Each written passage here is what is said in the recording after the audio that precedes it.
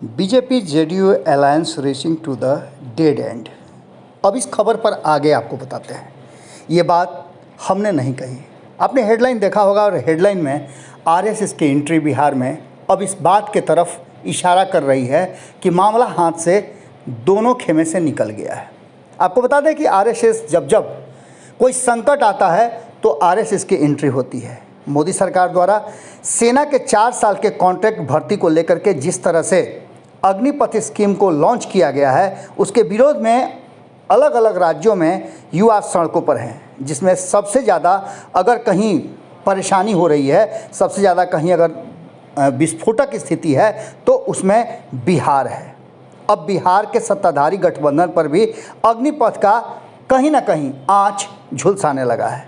जैसा कि आप सभी जानते हैं कि बीजेपी और जेडीयू के वरिष्ठ नेता एक दूसरे पर जुबानी अग्निवर्षा इस तरह से कर रहे हैं कि खुद दोनों खेमे में किसी पर किसी को भरोसा नहीं है और हर हद पार कर रहे हैं। ऐसी स्थिति में कहीं ना कहीं अब राष्ट्रीय स्वयंसेवक संघ का सीधे तौर पे एंट्री हो गया है। आपको बता दें कि राष्ट्रीय स्वयंसेवक संघ के मुखपत्र ऑर्गेनाइजर में नीतीश कुमार और सुशासन बाबू के नाम से जिस तरह की उनकी छवि है, उसका पूरा का पूरा पोल खोलते हुए सुशासन बाबू के सुशासन की धज्जियां उड़ाते हुए एक आर्टिकल छपा है। इसको लेकर के मीडिया में अब चर्चा शुरू हो गई है और राजनीतिक गलियारे में भी। आरएसएस में जिस तरह से अन्य मामलों में अपनी एंट्री करता रहा है, वैसे ही अब बिहार में भी ये बात शुरू हो चुकी है। आरएसएस मुखपत्र कहलाने वाले ऑर्गेनाइजर में नीतीश कुमार सरकार के सुशासन की पोल खोलते हुए तीखा आर्टिकल प्रकाशित किया गया है। ऑर्गेनाइजर के लेख में स्वास्थ्य, शिक्षा, लॉ एंड ऑर्डर, रोजगार जैसे तमाम मोर्चों पर पिछले 17 सालों के जवाब लेते हुए बिहार के मुख्यमंत्री नीतीश कुमार को नाकाम करार दिया गया है। कटघरे में खड़ा नीतीश कुमार का सुशासन पूरी तरह से आरएसएस के निशाने पर है। आरएसएस मुखपत्र ने नीतीश सरकार के सुशासन को कुशासन बताते हुए कहा है कि बाकायदा आंकड़ों का पूरा पुलिंदा पेश किया गया है और साथ ही इसमें हवाला दिया गया है विभिन्न जांच एजेंसियों का। इससे पहले भी आपने देखा होगा कि नीति आयोग की रिपोर्ट में किस तरह से नीतीश कुमार के शासन को फेल बताया गया था और नीतीश कुमार बिहार को कहां लेकर के जा रहे हैं, इस पर भी चर्चा शुरू हुई थी। ऑर्गेनाइजर के लेख में नीतीश कुमार को बिहार के आर्थिक विकास, ढांचागत विकास, पलायन रोकने के मोर्चे पर पूरी तरह से विफल बताया गया था और भारत लाइव चीख चीख करके ये बात कहता आ रहा है कि नीतीश कुमार के लिए अलार्म शुरू हो चुका है। हम पिछले कई महीनों से इस बात को कह रहे हैं कि लगातार नीतीश कुमार जिस तरह से दावा कर रहे हैं, उनके दावों में कहीं ना कहीं उनके सहयोगी साथ खड़े नज़र नहीं आ रहे हैं।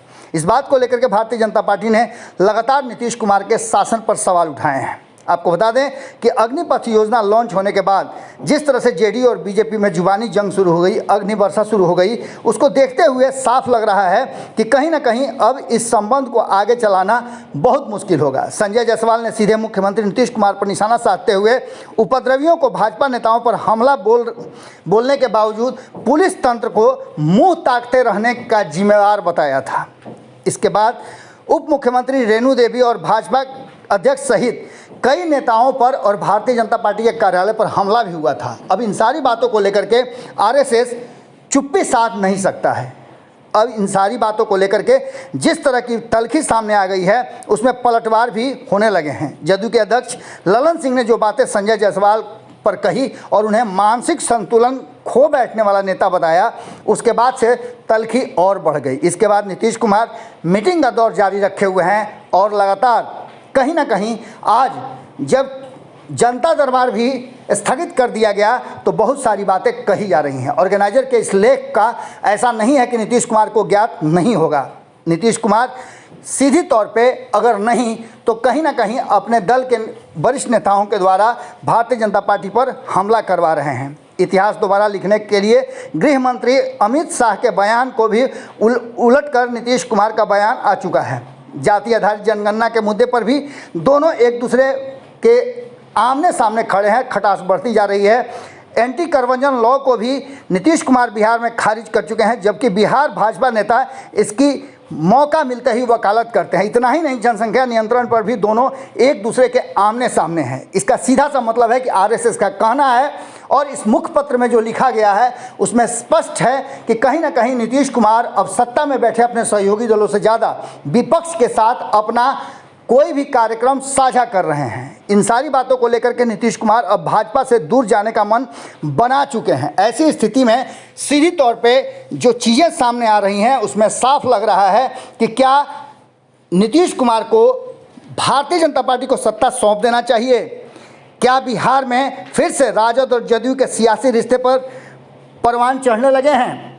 इन सारी बातों को लेकर के क्या नीतीश कुमार राष्ट्रपति चुनाव से पहले पलटी मार मोदी और गृह मंत्री अमित शाह की मुश्किलें बढ़ाएंगे, या फिर भाजपा और जदयू में पैदा होती खाई को किस तरह से पाटा जाएगा। इन सारी बातों को लेकर के जिस तरह से आरएसएस के मुख्य पत्र ने नीतीश सरकार के सुशासन की पोल खोली है, उसने साफ कर दिया है कि नीतीश ऐसी चीज़ों को बर्दाश्त नहीं करते हैं। अब देखने वाली बात यह होगी कि नीतीश कुमार जिस तरह से 24 घंटे में एक्ट कर रहे हैं, उसने साफ इशारा किया है कि कहीं ना कहीं नीतीश कुमार के मन में कुछ तो बात है। नीतीश कुमार फैसला त्वरित करते हैं, और अगर नीतीश कुमार ने आज पूरा दिन अपने विचार और सोचने के लिए लिया है तो आप मान के चलिए कि 28 तारीख तक, जब तक राष्ट्रपति चुनाव के अंतिम दिन तक कुछ न कुछ बिहार सहित इस देश की राजनीति में बड़ा होने वाला है। और नीतीश कुमार अपने ऊपर आरोपों को सहर्ष स्वीकार नहीं करते हैं। नीतीश कुमार की ऐसी आदत नहीं रही है कि उन पर कोई हमला करे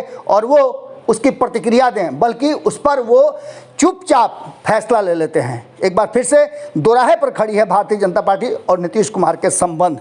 जुड़े रहिए भारत लाइव के साथ, खबरों का सिलसिला लगातार जारी। अगर ये वीडियो पसंद आई और वह बिहार के राजनीति और बिहारियत से सरोकार रखेनी तो सब्सक्राइब बटन दबा के चैनल के सब्सक्राइब कर ली। ओजे एगो घंटी बा, ओकरा बटन दबा देला से कुल सटीक और मारक खबर रुआ मुफ्त में मिल जाई। अगर रुआ पत्रकारिता के हमनी के नया प्रयोग में सहयोग कर चाहतानी तो ज्वाइन बटन दबा दी। पेटीएम नंबर नोट कर ली 9386816700। धन्यवाद।